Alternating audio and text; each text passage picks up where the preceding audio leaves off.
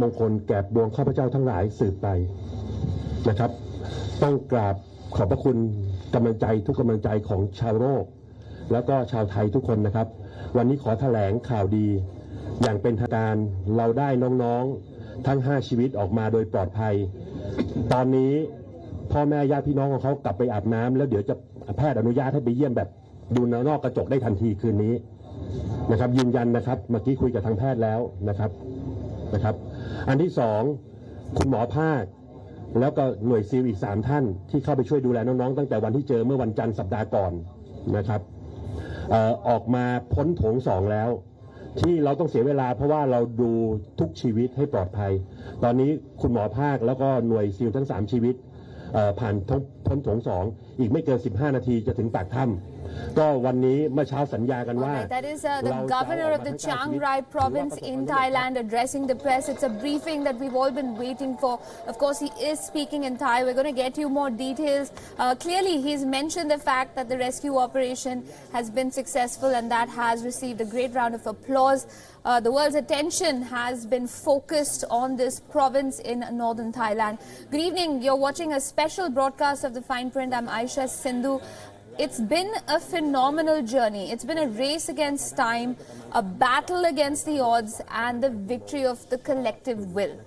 All 12 Thai footballers and their coach are out of the Tham Luang Cave complex in Thailand after 17 long days. Now, the governor of the province has been holding these press briefings on a regular basis, keeping the media, remember the media is there in Thailand in big numbers. The story has reached across out of Thailand and really touched people's hearts across the world. The attention, of course, through the media has been focused on Chiang Rai, on Tham Luang, and how this process has really taken a long time. But remember, till a few days ago, there was also a suggestion that getting the boys out could take as long as 4 months. 4 long months, because the worry was about monsoon rains and the fact that the monsoon is going to hit, it's going to flood the cave further, and it would be safer then in that case to keep the boys where they are, with the supplies getting to them in terms of food and water and of course oxygen, and then bringing them out only once the monsoon gets over in the month of October. And yet, literally a week later, we've seen how 4 months turned into 4 days, if not lesser. And this multi-pronged approach, this multinational effort has led to these boys being brought out one by one in batches of 4. The first lot came out on Sunday, the second lot on Monday, that was yesterday, and today the final survivors, 4 more boys and their coach. In fact, I should correct myself there. We really don't know if the coach came out last, who the boys were who came out first, because that has also been one of the key elements of this story. The media has been kept briefed. However, the details of the identities of who's been brought out first, who was brought out as part of the second leg of the operation, that has been kept under wraps. Now, suggestions are that this is so that family members didn't panic. They didn't get worried that, so-and-so's kid's out, but mine isn't. This is just to maintain a certain degree of composure and to ensure that the operation goes by smoothly. And that really has been one of the key elements of this operation. We've seen a calm, unlike perhaps anywhere else. And that extends even to these little boys staying inside that cave for 14 or 17 days, without access to food and water for the first 9 days, without any sort of contact with the outside world for the first 9 days. And yet the visuals on your screen tell the story of their resilience. They're smiling, they're flashing victory signs, and they're almost in a zen-like state. Now, the other story that has emerged in the last 48 hours or so has been about the role of the coach. He is believed to have trained as a Buddhist monk and was teaching the boys meditation, practices that he felt were necessary for him, for all the children inside that cave to maintain their composure while they waited for help. All right, so while we wait for the translation of the governor's comments to come in, let me go across to Anmar Mirza. He's the national coordinator of the U.S. National Cave Rescue Commission. He's joining us from Williams in Indiana in the United States. Anmar, thank you again for speaking with us here at WION. I want to drive home the fact for our viewers who are watching that this is no ordinary story because it involved so many people. But at the end of the day, would you say this is a victory of the collective will, not just those of who are providing the effort of rescuing these children, but of the kids who were caught inside the cave complex as well? Absolutely. In a lot of ways, they rescued themselves. Obviously, they needed the divers and the support outside to make it done.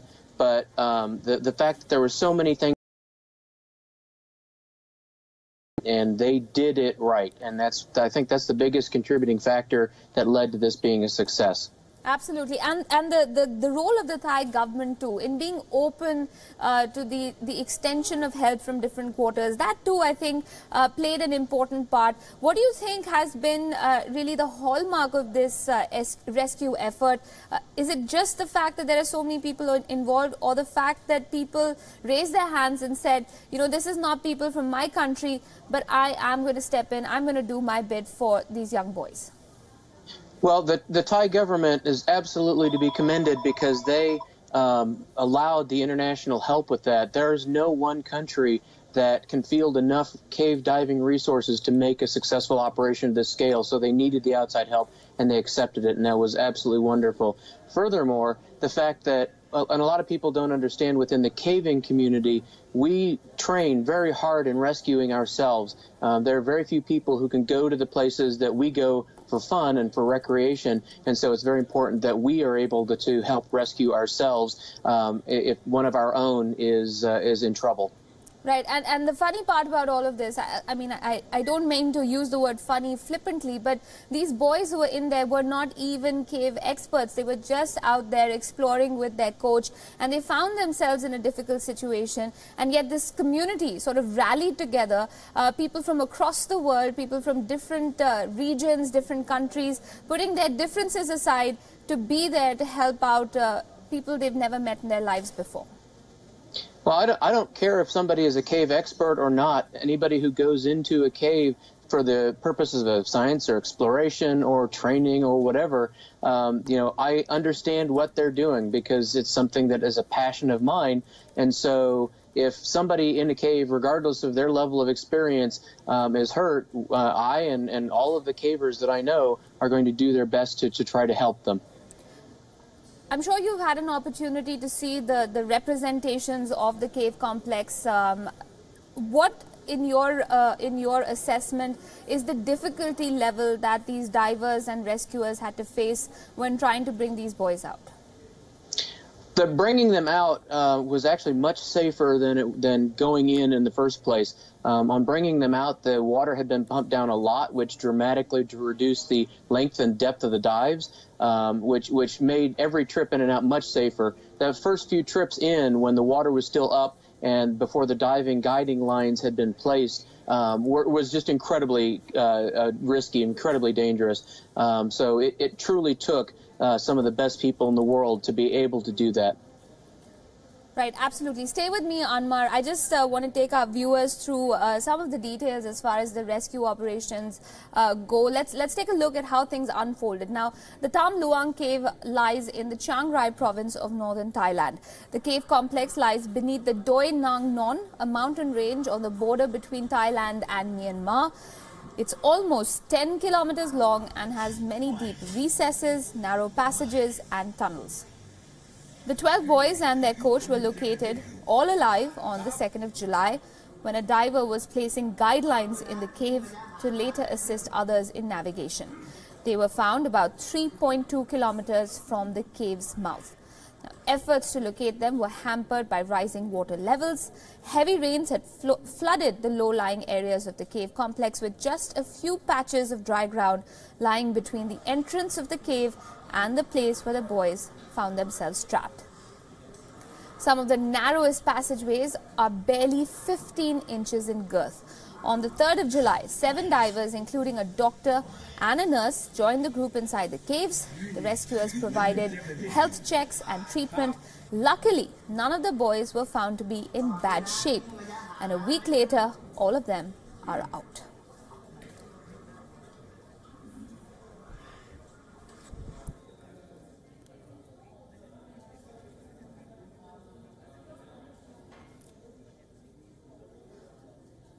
All right, also joining me on the phone line right now is Forrest Wilson. He's the Chief Diving Officer of the NCRC, or the U.S. National Cave Rescue Mission. He's speaking with us over the phone. Forrest, thank you for making time with us here at WION.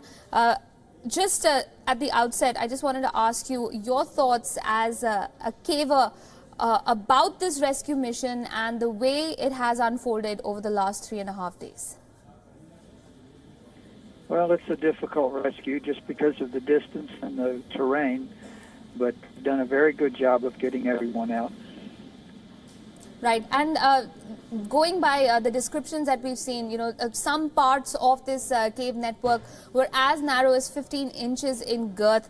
When you're trying to get somebody out of, you know, a space that is so cramped, and that person doesn't know how to swim, what sort of pressures does that put on the rescuer, who is not just trying to keep themselves alive, but also the people who are dependent on them? Well, it would make me very nervous. Someone else's life is depending on you, so you feel responsible. Right. Forrest, thank you for speaking with us this evening. Appreciate you joining us with your perspective. I'll go back to Anmar in just a second. Before I do that, though, for our viewers who are just joining in, this is the latest that we have for you. The rescue operation is complete. All 13 members of that football team are out, including the 25-year-old coach. It's quite phenomenal how things have developed, Anmar, over the last couple of days, especially since last week when the boys were finally found after 9 days after they'd gone missing. One of the options was actually waiting it out for 4 months, waiting out the monsoon period so that you know, they could be brought out once the water levels went down. What do you think led to the fact that that period of time changed so quickly? From 4 months, we went down to less than 4 days to get the boys out. Well, we always knew that there were the 3 primary options, and that 2 of those options were going to be a very lengthy stay in the cave. What made the difference is the fact that the monsoon rains were not as bad at this time. Many of them held off for quite enough time to allow the water to be pumped down long enough or low enough to allow the diving option to occur. Had the water level in the cave not been lowered, the diving option would have been dramatically riskier. Also, there was the uncertainty whether or not further rains would flood the area that the boys were in. If that were the case, then the diving option would have become the only option. So the fact that the water level was pumped down very low compared to what it was when they were first trapped is what made this the viable option. And from the beginning, we'd said if they were going to dive them out, it would be a matter of a few days versus the weeks to months that the other options were going to provide. Okay, I want to talk to you a little bit more about, you know, the death of that Thai Navy SEAL as well. That in just a second. I want to find out what you thought and how that made an impact on the rescue operations. But before we get there, you know, just for those of you who are joining in on the broadcast right now, all 13 of them are out now, but it's hard to imagine how they managed to make it through these last 2 weeks. They were huddled in a dark cave, isolated from the outside world, waiting to be rescued. Naturally, the worry isn't limited to just their physical well-being, but the psychological impact that this ordeal has had on them. But their resilience has been nothing short of inspiring, so much so that the doctors treating the 8 rescued over the last 2 days say there's no reason to worry about their health. Here's more.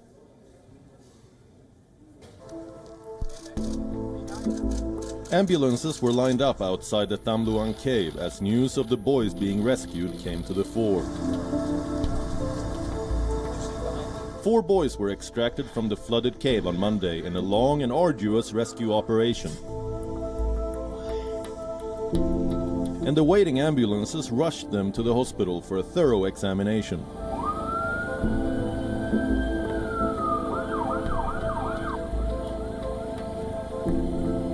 Much to the relief of everyone, these boys survived the last 2 weeks with minimum physical and mental stress. Thai authorities confirm that they are in good spirits and some of them have been asking for food. Surviving on bare minimum food for the last 2 weeks, the boys asked for basil stir-fried rice and chocolate bread for breakfast.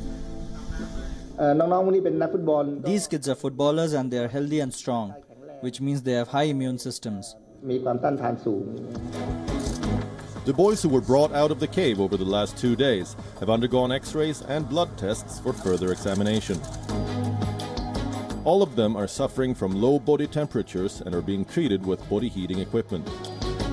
2 of them are being treated for lung inflammation, but their good health gives hope to the parents and authorities of the other boys who are still trapped.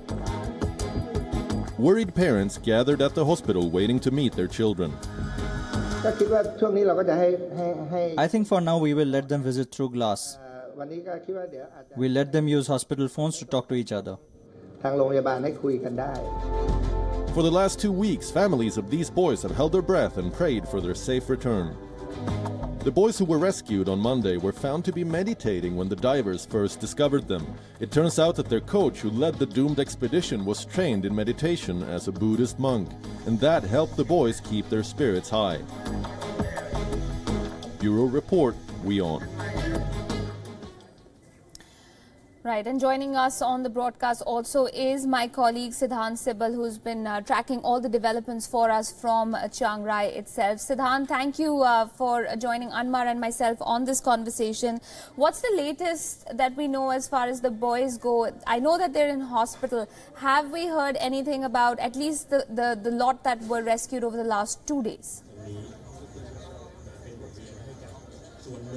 Well, all the boys and the coach right now, as we speak, are in hospital, and there's this briefing happening with the commander and the governor of the province. As we speak, he's speaking in Thai and explaining the nitty-gritties and the complexity of the entire process. The last people to come out were 3 Thai Navy SEALs and a medic who just came out like 15 minutes ago. And as we are standing here, the press conference is happening just opposite me behind the camera. It's in local language.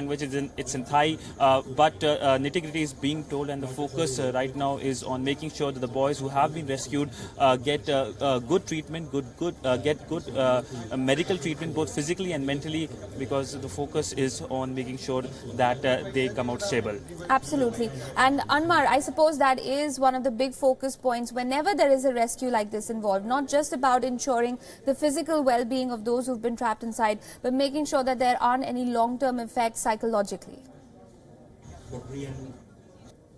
Very confident that the Thai government is providing these boys with the best help that they have available.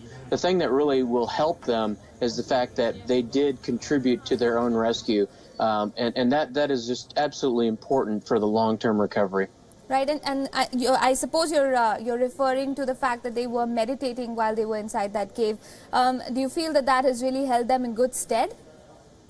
The meditation, the actual practicing of the skills that they had to use, all of those things not only help them pass the time, but give them the confidence to be able to perform this rescue successfully. The meditation will certainly have helped keep them calm while they were going in through the most difficult portion of those dives. Right. Siddhant, if I can ask you, we've been hearing also suggestions and reports that some of the rescuers continue to be inside the cave, that not everyone from the rescue team is out just yet. Is there any clarity on that situation?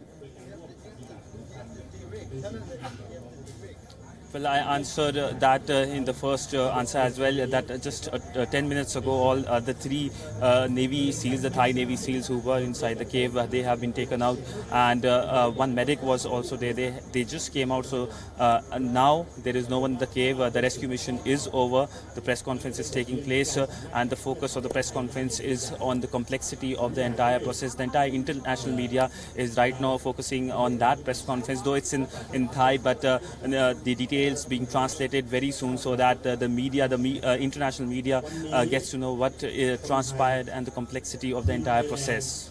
Right, Siddhant, thanks very much for joining us this evening and bringing us that perspective from Ground Zero. Appreciate you taking out the time We'll, of course, go back to Siddhant during the evening as well to get you more updates from Thailand. Let me go back to Anmar Mirza on that note as well, just to figure out his thoughts on this process. Anmar, the reason also, I suppose, that families are being kept from, let's say, interacting with the children right now is to make sure that, they're sort of brought back into the everyday in a gradual fashion. Is that something that is usually a line of or a course that a lot of people follow following an event such as this? Well, events such as this are actually fairly unprecedented. I do know that one of the reasons that they're keeping the family at a distance is that these boys' immune systems are very weak, and so they would be susceptible to other infections, and it's not what they need right now. But beyond that, I have no information. Right, and of course, Anmar, stay with me. As my colleague Siddhant has made his way across from India to Thailand to figure out what's going on there and to bring the necessary attention to a story like this, it's become more and more apparent that the world itself is watching all of these events unfold in Thailand. Hundreds of media professionals flocked to the Chiang Rai province over the last 2 weeks to cover one of the biggest stories to hit the headlines. The 12 boys and their coach have been trapped inside the Tham Luang cave since June 23rd. For the first few days, it seemed like a story that was restricted to Thailand itself. But as the days passed and it seemed more and more difficult to reach the boys, the story became a global one. News reporters from across the world reached Thailand and reported on the story. In fact, Siddhant spoke with one such journalist from Canada, and this is what she said about her experience. You know, we love stories that bring the world together. And this is certainly a story that has brought the world together in a way that I haven't seen before. And obviously we're all really inspired by the bravery of the boys and of the coach, and of the coming together of so many different countries to help them. This is what's interesting. It is a human story. There is no, other countries are interested in it because they have divers from their countries. Canadians don't have any divers. We really care about it just because we care about the fact that there are 12 little boys stuck in a cave, and because so many people from around the world are trying to help. And in a way, I think that's more inspiring than if Canadians were interested just out of self-interest, just because they had a Canadian involved. So I think it's really beautiful. Now, the mission to extract these 12 kids and their football coach from the cave in Thailand did claim one casualty. While all 13 members miraculously survived, a former Thai Navy diver, Saman Gunan, died on Friday last week. The rescuer was working as a volunteer and died during an overnight mission in which he was placing oxygen canisters. Gunan had started his dive shortly after 8:30 p.m. on July 5th. A journey that takes close to 5 hours, or rather 6 hours, from the mouth of the cave to the area where the team is trapped. He was knocked unconscious due to a lack of oxygen. His diving buddy tried in vain to revive him in an underground cavern, but he was later declared dead at around 1 in the morning. The former SEAL had posted a video on Facebook as he was en route to the Tham Luang cave.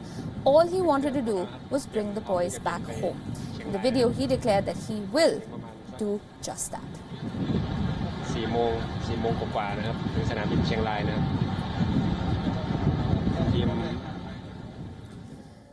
Anmar, before we let you go, I just wanted to hear from you when it came to this sacrifice that was made by Gunan.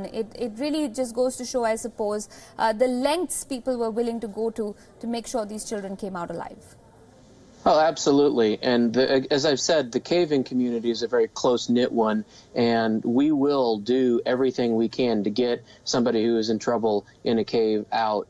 There's a lot of expertise around the world, and this situation was unique from the standpoint that it was the diving situation, and there are far fewer people who are qualified to even go in, let alone try to perform this kind of rescue. But it was truly that international cooperation that made this work. Anmar Mirza, thank you very much for joining us this evening and sharing your perspective with us on this story.